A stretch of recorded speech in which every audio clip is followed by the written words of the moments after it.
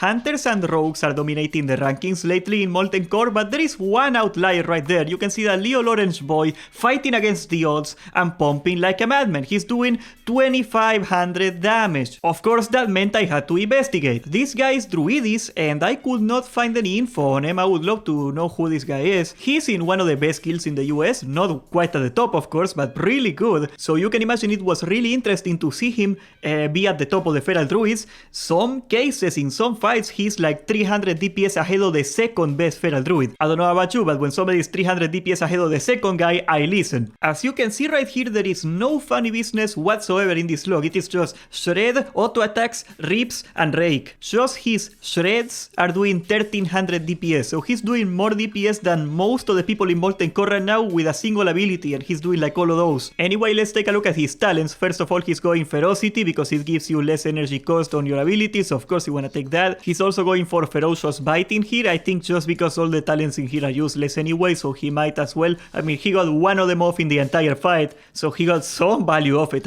you can say. Then we're gonna go here for Sharpened Claws because it's free crit. Of course, you want to take free crit. And he also took 2 points in movement speed. As you guys know, every time you gotta move from fire or whatever, the slower you are, the less DPS that you do because you are wasting time moving. So this is very valuable for a DPSer. Then he took, of course, Blood Frenzy because that gives you more combo points when you crit. Super valuable. Of course, his main ability is Shred, so he took Improved Shred to get more of them off. He also took Predatory Strikes because he's gonna need them for later. I mean, this is not nothing. It's like 100 and something attack power for free. He took Fairy Fire. Of course, you gotta keep up Fairy Fire if you're the Feral. That's basically your first job. He also took Savage Fury because it is 20% more damage on your Mangle. Then he went down here to Heart of the Wild so he can get 20% more strength. That's a lot of value. And Leader of the Pack to buff the raid. So this is not some sort of cheese where he's trying to screw his raid over and be like the one that is the only one that gets everything. You know, we don't see like a Laundo situation where like he built a team to help him. No, he's doing like a normal Feral Cat's job. We are also gonna take 5 points for Furor, for power shifting, obviously. And finally, we're gonna go for Omen of Clarity right here. These talents are useless. This right here is 10% more damage. Of course, you wanna take that. And Omen of Clarity is a chance every time you hit that you're gonna get a free ability next. Finally, since he's power shifting, we're gonna take 3 points in Natural Shapeshifter, of course, so he can power shift longer. And the last point is wasted. I don't know, you can take Feral Charge if you feel like it. You can take Improve Instinct. It's the same. Like, there is not a single more point you can get for damage here. Overall, pretty standard. Now for the runes, we're gonna be taking Gore right here because it's gonna give you a chance to reset the cooldown of Tiger's Fury. Of course, Tiger's Fury is gonna give you more energy now with the other runes. We're gonna see that in a second. For the back, we're gonna be taking Improved Swipe so you can cleave. Cats do have a decent AoE now. For the chest, we're gonna be taking Wild Strikes. This is Wind Fury. Of course, you're gonna take it. The best Wind Fury in the game, actually. It is even better than normal Wind Fury. For the bracers, we're gonna be taking Elune's Fires because, as you can see right here,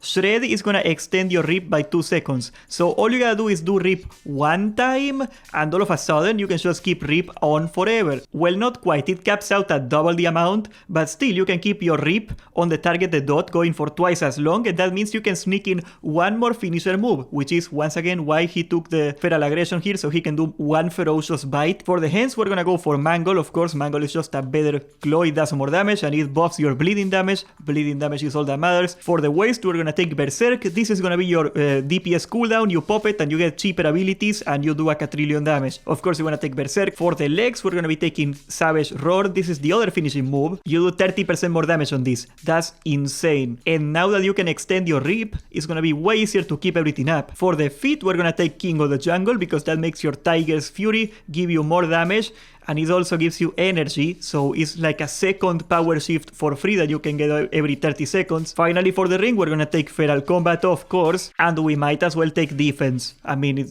there's nothing else you can take here, you might as well. I guess if you pull aggro because you do 2500 DPS, you're not gonna die now. Your stat priority is also very simple. The first stat you wanna get, of course, is your 6% hit cap because you got the Feral talent, so that's only 6% you gotta get. And after that, you wanna get as much agility and crit as possible. Why crit in particular? Of course, agility gives you attack power, which is very good, but crit gives you another combo point. And the more combo points you can stack, the more Ferocious Bites you're gonna be able to sneak in between, and that will increase your damage a lot. Next to that is gonna go attack power, which even though you get a talent that increases your strength, attack power is still gonna be a little better than strength. And after that goes strength, of course. Now I wanna toss it right here.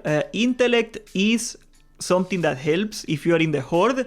You might run out of mana. It is rare, it doesn't happen often, but you might run out of mana in some fights, and if you can get some intellect for free from wherever, that's gonna help you. Your rotation is gonna be rather simple. First of all, if you can, you wanna stack combo points on something before pulling, and you wanna drop your Savage Roar before you go. You gotta keep Savage Roar up all the time. That's your number one priority.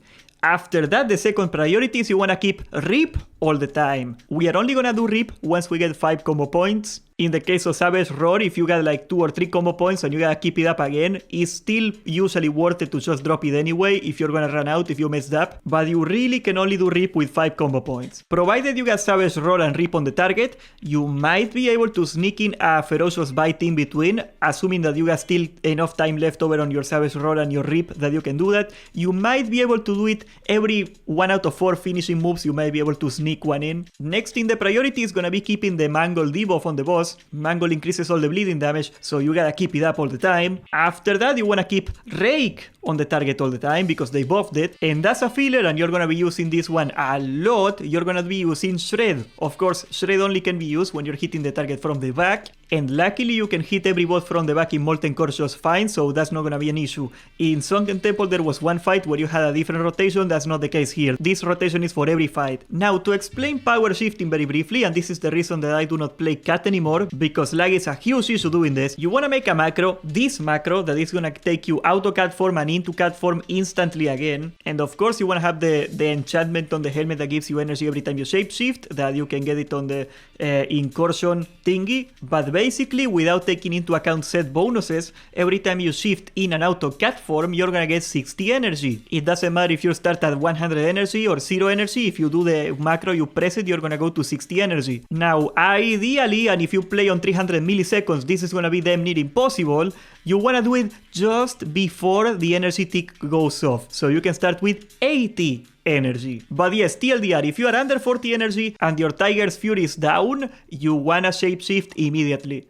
King of the Jungle is another 60 energy for free, so of course, if you got King of the Jungle up, you're gonna do that instead of shapeshifting. But if you kept your Sunken Temple gear, you're gonna have your set bonus that gives you like cheaper shapeshifts, so you should be able in most fights to just keep shifting constantly and not go out of mana. Extra points for the Alliance because they get the Seal of Wisdom, which is absolutely broken. Judgment of Wisdom is infinite mana, that's never gonna be an issue to you again, and you really wanna do it before the next energy tick happens or you're gonna get screwed. That's why this guy is doing 1300 DPS on his Shred alone, because he's doing a Shred every freaking global. Now, I wouldn't call this rotation complex, but this rotation is very hard to execute in practice because it is very time sensitive. If you miss a single energy tick, if you are just a little slow, you're gonna mess up the damage a lot. And trust me, it is really hard to keep up when you're trying to pay attention to the mechanics at the same time.